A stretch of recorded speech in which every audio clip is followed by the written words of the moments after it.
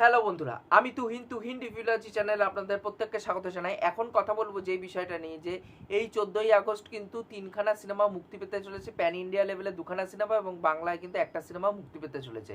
Pan India লেভেলে যেই দুটো সিনেমা রিলিজ করছে সেটা হচ্ছে কুলি এবং ওয়ার 2, এবং বাংলায় কিন্তু ধূমকেতু সিনেমাটা মুক্তি পেতে চলেছে।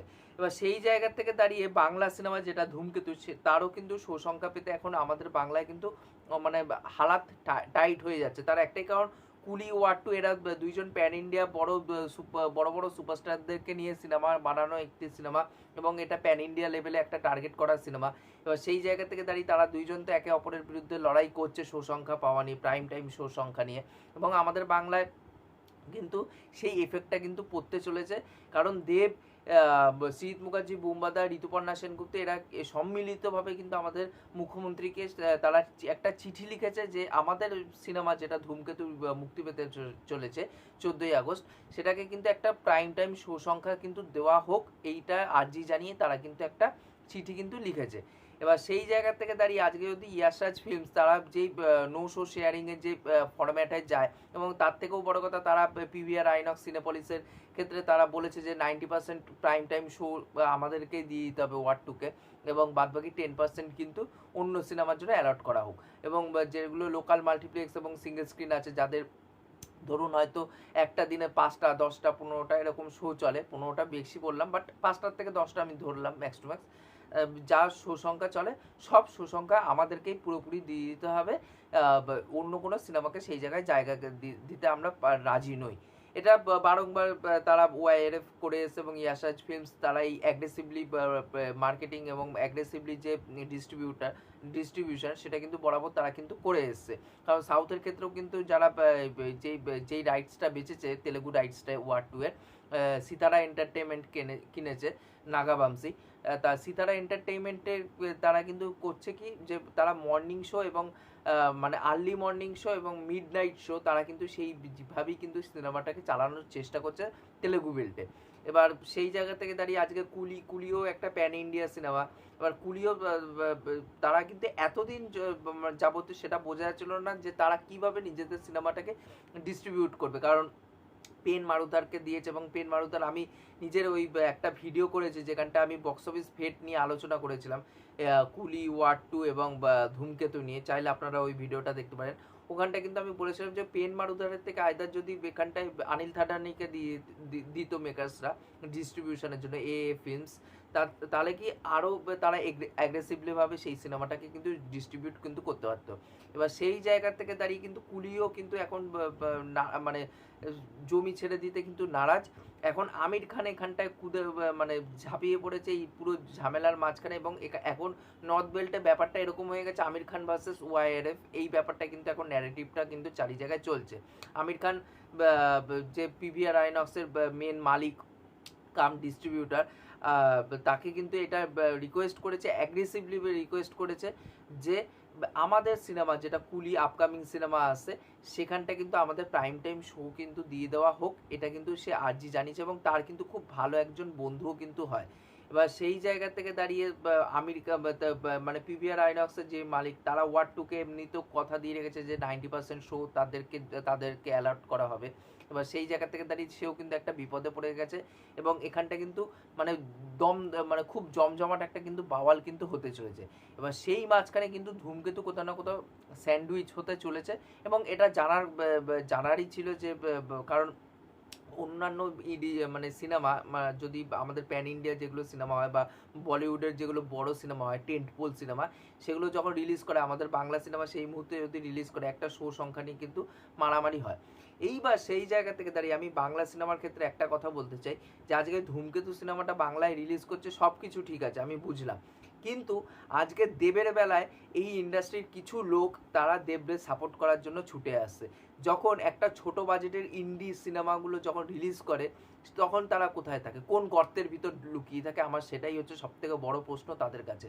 আমি এখানটা বাংলা সিনেমাকে এক ফুটটাও সাপোর্ট করতে পারবো না, সেটা আপনারা যদি আমাকে হিপোক্রিট ভাবেন তাতে আমার যায় আসে না। কারণ যদি বাংলা ইন্ডাস্ট্রির লোকেরা নিজেরা হিপোক্রিট হতে পারে, তাহলে আমি এই ক্ষেত্রে কেন হিপোক্রিট হব না। আর তার থেকেও বড় কথা, আমার এই ফ্যান বেস ক্যাটার করে আমার চ্যানেল কিন্তু চালাই না, আর আমার চ্যানেল ওইভাবে চালাতেও চাই না। যে সে যে স্টারেরই হোক, সে মিঠুন চক্রবর্তী, দেবজিৎ, শাকিব খান, যে স্টারেরই হোক, অন্যান্য যারা আছে তারা পা চেটে থাকতে পারে, বাট আমি কিন্তু পা চেটে নিজের ভিডিও কিন্তু করি না। এবার সেই জায়গার থেকে দাঁড়িয়ে আজকে যখন মৃগয়ার মতন একটা সিনেমা এসছে অভিরূপ ঘোষের, সেই সিনেমাটাকে যখন শো সংখ্যা দেওয়া হলো না, সেই টাইমে একটা ঝামেলা হলো।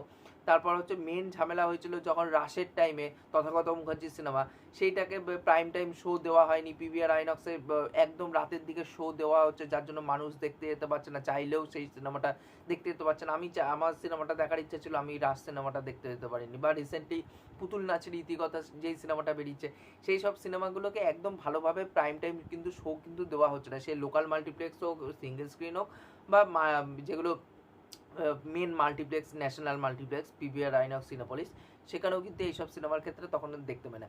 তখন এই ইন্ডাস্ট্রির লোকেরা আজকে বুম্বাদা বা শীত মুখার্জি দেবের জন্য এসে কথা বলছে, তারা চিঠি লিখে আর্জি জানাচ্ছে, তখন তারা কোথায় ছিল? আমার সেটাই হচ্ছে সব থেকে বড় প্রশ্ন। আজকে দেব বলে, দেব এখন সুপারস্টার বলে সেই জিনিসটা এখন করা হচ্ছে। আর দেবেরও তার থেকেও বড় কথা হচ্ছে, দেব এই যে সে সুপারস্টার কাম একজন বিধায়ক, এবার সেই ঘাটালের বিধায়ক, সে তো একটা পার্লামেন্টে একটা নিজস্ব জায়গা তো হোল্ড করে। সে এই টাইম মানে নিজের সিনেমার ক্ষেত্রেই আমি চিল্লাচ্ছি, এবার অন্য সিনেমার ক্ষেত্রে আমি চিল্লাবো না, এটা তো হিপোক্রিট হয়ে গেল না? আমি এই ক্ষেত্রে আমি দেবের সাপোর্ট করতে পারি না, কিন্তু এটা যদি সবার ক্ষেত্রে যদি সমান হতো যে হ্যাঁ ভাই তোমার সিনেমার বেলায় আমি ঝাঁপিয়ে পড়ছি, আমার সিনেমার বেলায় তুমি ঝাঁপিয়ে পড়ছো, তাহলে আমি এই বিষয়টাকে আমি সাপোর্ট করতাম। বাট এখন আমি বলবো যেই জিনিসটা হচ্ছে সেটা হওয়ারই ছিল, এবং এখন দেব যেটা করছে নিজের সিনেমার ক্ষেত্রে, অন্য সিনেমার সময় কিন্তু সে কিন্তু গর্তে কিন্তু ঢুকে বসে থাকে। এই জিনিসটা কিন্তু আমার খারাপ লাগে। আর অন্যদিকে যেই ঝামেলাটা চলছে ওয়াইআরএফ ভার্সেস আমির খান, যেই নর্থ বেল্টের ঝামেলা, কারণ এতদিন পর্যন্ত ধোঁয়াশার মধ্যে ছিলাম যে কিভাবে, কারণ 8 সপ্তাহের ওটিটি উইকেন্ড নিয়ে নিয়েছে, বাট কিভাবে তারা ডিস্ট্রিবিউট করবে অ্যাগ্রেসিভলি, যেখানটা ওয়াইআরএফ এর মতো একটা বিগ জায়েন্ট বসে আছে নর্থ বেল্টে, তাদের সাথে কিভাবে মোকাবিলা করবে। এবার এর জন্য কিন্তু আমির খান কিন্তু ঝাঁপিয়ে পড়েছে, এবং আমির খানের কিন্তু ভালো বন্ধু হয় তারা, কিন্তু সে কিন্তু অ্যাগ্রেসিভলি ভাবে কিন্তু মানে সেই জিনিসটা জানিয়েছে যে আমি মানে অ্যাগ্রেসিভলি রিকোয়েস্ট যেটা করেছে যে আমাকে ভাই প্রাইম টাইম কিন্তু শো দিতে হবে, এবং দুটোরই কিন্তু রানিং টাইম কিন্তু ভালো মতন বড় আছে। একটা 2 ঘন্টা 52 মিনিটের সিনেমা, একটা 2 ঘন্টা 50 মিনিটের সিনেমা, একটা কুলির ক্ষেত্রে তো আরও 25 সেকেন্ড এক্সট্রা অ্যাড করা হয়েছে সিবিএফসির দ্বারা সার্টিফাইড করে। এবার সেই জায়গার থেকে দাঁড়িয়ে দেখার এই সিনেমা দুটো কিভাবে মানে নিজস্ব সিনেমা মানে কিভাবে শো সংখ্যা পায়, সেটাই হচ্ছে সব থেকে বড় দেখার বিষয়। কারণ ইন্ডিয়াতে এখনো পর্যন্ত কিন্তু সেইভাবে কিন্তু মানে খোলেনি এখনো পর্যন্ত মানে অ্যাডভান্স বুকিং। এবার কবে খোলে, কি বৃত্তান্ত এবং কিভাবে শো পায়, সেটাই হচ্ছে সব থেকে বড় দেখার একটা বিষয় হবে। কারণ এটা যেরকম ডাঙ্কি এবং সালারের ক্ষেত্রে হয়েছিল, ওটা পুরোপুরি নর্থের সিনেমা ছিল, ওটা পুরোপুরি সাউথের সিনেমা ছিল, বাট এখানটা কিন্তু সেটা না। কুলির ক্ষেত্রে একটা তেলেগু স্টারও আছে, একটা কন্নড় স্টারও আছে, একটা মালায়ালাম স্টারও আছে, আবার একটা বলিউডের স্টারও আছে। আর তেলেগু এই ওয়ার্ডের ক্ষেত্রে কি হচ্ছে, ওয়ার্ডের ক্ষেত্রে একটা নর্থের স্টার আছে আর একটা সাউথের স্টার আছে। এবার এখানটা কিন্তু সাউথ ভার্সেস বলিউড এই ব্যাপারটা কিন্তু এখন এর মধ্যে সীমাবদ্ধ নেই।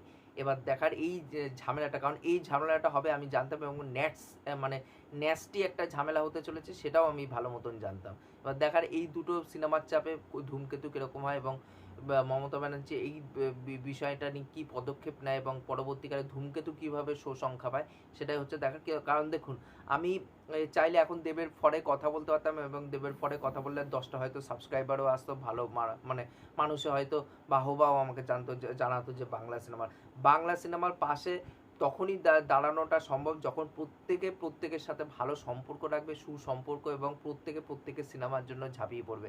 শুধু আমার সিনেমার বেলায় আমি ঝাঁপিয়ে পড়লাম, অন্যের বেলায় আমি দেখলাম না, এই জিনিসটা সব থেকে খারাপ, এবং এটা আমার মানে হিপোক্রিসি বলে মনে হয়। এটা ইন্ডাস্ট্রির একটা হিপোক্রিসি, যে শীত মুখার্জির মতন একজন বড় পরিচালক, যিনি ভালো ভালো সিনেমা আমাদেরকে একটা টাইমে দিয়েছেন, এখন তো খারাপ সিনেমা উনি দেন, সেটা আলাদা ব্যাপার। বাট তার মতন বিগ শট, বা যাকে আমরা বাংলার মানে মানে বাংলার ইন্ডাস্ট্রি বলি বুম্বাদা, সে এখন এই টাইমে কথা বলছে, বাট অন্যান্য টাইমে চুপ হয়ে বসে থাকে, বাট এই জিনিসগুলো দৃষ্টিকটু একটা ব্যাপার কিন্তু বলে মনে হয়। দেখার বাদবাকি এই 3টে সিনেমা আমাদের ওয়েস্ট বেঙ্গলে কীভাবে ডিস্ট্রিবিউশন হয় এবং প্যান ইন্ডিয়া লেভেলে এই দুটো সিনেমা কীভাবে ডিস্ট্রিবিউশন হয়, শো সংখ্যা কীরকম কী পায় এই 3টে সিনেমা, সেটাই হচ্ছে দেখার। আপনাদের এই বিষয়টা নিয়ে কী বক্তব্য আছে সেটা নিচে অবশ্যই কমেন্ট করে জানিয়ে যাবেন। আর এই ভিডিওটি ভালো লাগলে অবশ্যই লাইক শেয়ার সাবস্ক্রাইব করে পাশে থাকবেন, তাহলে মোটিভেশন পাবো নতুন নতুন ভিডিও বানানোর জন্য। এখনকার মতন টাটা।